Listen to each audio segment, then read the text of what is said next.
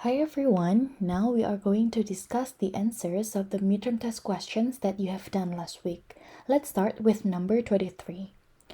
The Marie Curie Nursing Service blah blah blah in the UK in 1958. Ketika mengerjakan soal seperti ini, selalu berangkat dari mengidentifikasi which one is the subject, which one is the verb or the predicate. Kalau kita lihat di kalimat ini, the Marie Curie Nursing Service bertindak sebagai subjek dan jumlahnya hanya ada satu. So, we already have the subject, that's why we don't need any subject. Nah, kita lanjutkan membaca. Ketika kita melanjutkannya, kita tidak menemukan adanya predicate atau verb. So, that is our homework, yaitu menemukan yang mana predicate-nya. Nah, ketika kalian membaca soal ini, kalian juga dibantu dengan satu kata kunci, yaitu adanya tahun, 1958. Tahun ini menunjukkan bahwa kejadian ini sudah terjadi lampau atau di masa lalu. That's why opsi A and B must be wrong. Karena sudah terjadi, jadi kita tidak menggunakan to be is ataupun are. So the answer is between was or were established. Nah, tadi kan kita sudah membahas bahwa subjeknya hanya ada satu, singular. So, the answer is C, was established. Karena subjeknya hanya satu, menggunakan to be was. Karena sudah terjadi di lampau, kita pun menggunakan to be untuk lampau. So, it is was. Nah, establish-nya sendiri merupakan verb 3 karena kalimat ini adalah kalimat pasif. Okay? Now, let's move on to number 24. The district nurse, blah blah blah, a considerable amount of time caring for patients, not only with cancer but also with other chronic illnesses. Hampir sama seperti nomor sebelumnya tadi, di sini kita sudah mempunyai subjek yaitu the district nurse. Nah, kita hanya perlu melengkapi predicate atau verbnya saja. Kita identifikasi dulu dari jumlah subjeknya, ada berapa? District nurse hanya ada satu. So, it is between B and D. Ya, hanya ada dua opsi yang tertinggal antara B dan D karena subjeknya hanya ada satu. Nah, sekarang kalau kita lihat kalimat ini adalah struktur kalimat aktif. Jadi kalian hanya membutuhkan kata kerja bentuk pertama saja. So, the answer is B, spends. The district nurse spends a considerable amount of time caring for patients not only with cancer but also with other chronic illnesses. Ingat, verb 3 tidak bisa berdiri sendiri tanpa adanya bantuan kata kerja auxiliary. Sehingga opsi C sudah pasti salah. Okay, now let's move on to number 25. An understanding of the variety of reactions to illness, blah blah blah, the clinical nurse to respond in a sensitive and timely manner. Ketika mengerjakan nomor 25 ini, kita sudah dibantu dengan adanya subjek yaitu an understanding. An understanding apa? An understanding of the variety of reactions to illness.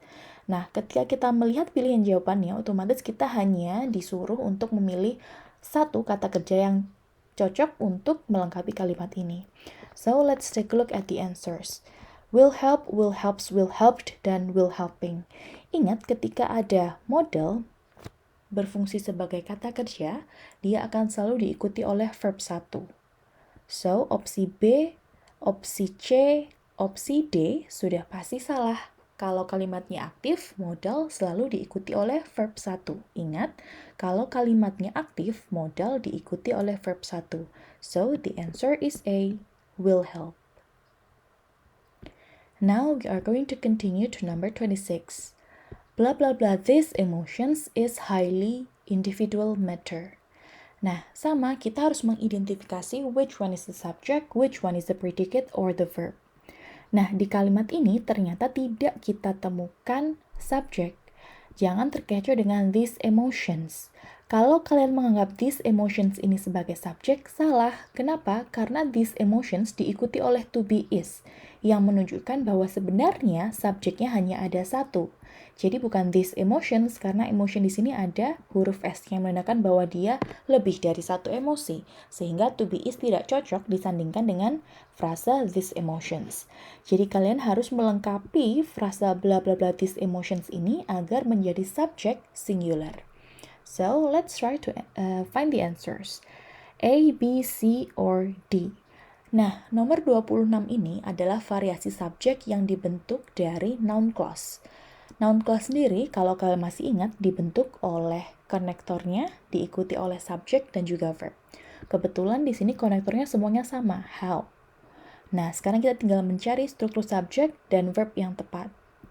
How each patient feel. Each di sini singular. Hanya ada satu pasien. So, feel sudah pasti salah. Feeling juga sudah pasti salah. Feeling, verb ing, tidak bisa berdiri sendiri kalau ingin dijadikan kata kerja. Felt, verb 2 ataupun verb 3. Nah, kalau kita lihat di sini felt-nya adalah bentuk ketiga ya. Kalau kedua pun dia tidak cocok bersanding dengan is. Jadi, jawaban satu-satunya yang tersisa adalah how each patient feels. Oops, sorry, I did a mistake. Let me revise the bar. Okay, the answer is B, how each patient feels. Jadi ini adalah contoh subjek yang terbentuk oleh noun clause. Noun clause-nya terbentuk dari connector how, diikuti oleh subjek each patient, dan juga diikuti oleh verb feels.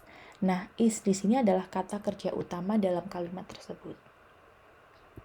Now let's continue to number 27. This blah blah blah the clinical nurse specialist to be sensitive to the patient needs. Nah, kalau kita lihat this di sini sudah bisa berfungsi sebagai subjek karena sebetulnya this ini mewakilkan atau referring to other noun. Jadi kita sudah punya subjek di sini which is this. Okay, our task is find the appropriate predicate or the appropriate verb. Okay. Nah, kalau kalian paham, require ini sudah merupakan kata kerja. Jadi kalau kalian memilih opsi A, itu sudah pasti salah. Karena akan menjadi double verb. You have to be, you have verb 1. Big no, ya. Itu namanya double verb. And then, requiring. As I've told you earlier, verb ing tidak bisa berdiri sendiri menjadi verb. Dia harus mempunyai auxiliary verb. So, opsi A dan B sudah pasti salah. Hanya menyisakan C dan D. Oke, sekarang kita identifikasi lagi jumlah subjeknya ada berapa? 1 atau lebih dari 1. Ternyata di sini diwakili oleh penggunaan kata this yang menunjukkan bahwa subjeknya adalah singular. So, the answer is D, requires. Ini merupakan bentuk kalimat simple present tense, di mana ketika subjeknya itu tunggal, kata kerjanya ditambahkan huruf S atau IS di belakangnya. So, requires. Number 28. Blah blah blah in the community are often more familiar with the cultural variations in families. Kalau kita lihat dari kalimatnya tidak mempunyai subjek kan? Nah, selanjutnya ada frasa in the community are often more familiar. Nah, di sini sudah ada to be, are. Sudah mempunyai predikat berarti kalimat ini. Jadi kalian tidak perlu lagi mencari predicate atau verb. You only need to find appropriate subject for this sentence. Nah, di sini opsi B, opsi A sudah pasti salah karena B dan A ini merupakan kata kerja. Works dan work itu adalah kata kerja bentuk pertama. Nah, kemudian opsi C dan opsi D itu saja yang tersisa. Kira-kira yang mana? Nurses worked or nurses working. Kalau kita artikan suster atau para suster yang bekerja atau yang dikerjai. Tentu saja adalah suster yang bekerja. Ya. So, the answer is D. Nurses working. Ya. Ini merupakan contoh penggunaan present participle. Ya. The answer is D. Nurses working. Kalau kalian memilih A, B, dan C, jawabannya akan salah karena nanti disebut sebagai double verb. Di soalnya sudah ada are, so you don't need to put any verb or any predicate. Okay, now let's continue to number 29. Blah blah blah allows patients a greater opportunity to determine their own care. Nah, kita identifikasi lagi yang mana subjeknya, yang mana verbnya. Ternyata kalimat ini tidak mempunyai subjek, so we need to find appropriate subject. Verbnya sudah disediakan yaitu allows. Verb 1 bentuk dasarnya dari allow, ya. Oke. Nah, opsi B sudah pasti salah karena ada preposisi at. Jadi keterangan tempat tidak bisa dijadikan subject. So, we only have opsi A, C, dan D. Oke. Nah, kalau kita lihat A, home allows patient a greater opportunity to determine their own care. Nah, kalimat ini kurang benar secara konteks atau secara meaning, ya. Nah, yang paling tepat adalah yang D, being at home, berada di rumah memungkinkan pasien. Nah, the answer is D, being at home. Okay, now let's move on to number 30. The earliest medicines from plants of various sorts. Kita cek lagi di sini, what is the subject, what is the verb or the predicate. Nah, untuk nomor 30 ini sudah disediakan subjek oleh soalnya, which is the earliest medicines. Nah, subjeknya plural. Nah, karena kita sudah punya subjek, otomatis opsi B dan opsi D sudah pasti salah. Kalau kita paksakan menggunakan opsi B atau D, kalian akan mempunyai double subject and it is a big no. So, the remaining answers are obtaining or were obtained. Nah, saya tadi sudah bilang bahwa verb in tidak bisa berdiri sendiri untuk menjadi predicate atau menjadi verb. Nah, berarti jawaban yang tersisa hanya ada C, were obtained, diperoleh atau didapatkan. Okay, now number 31. Blah blah blah is a basic component of the clinical nurse specialist. Nah, sudah ada verb di sini atau predicate. Nah, tugas kita sekarang mencari yang mana subjeknya, ya. Involves di sini adalah kata kerja. Jadi kata kerja tidak mungkin bisa menjadi subjek. So, opsi A, opsi B sudah pasti salah. Nah, salah satu ciri subjek adalah dibentuk dari kata benda. Involve di sini tidak bisa menjadi kata benda. Kemungkinannya involve di sini adalah kata sifat ataupun kata kerja bentuk kedua atau ketiga. So, opsi A, B, dan C sudah pasti salah.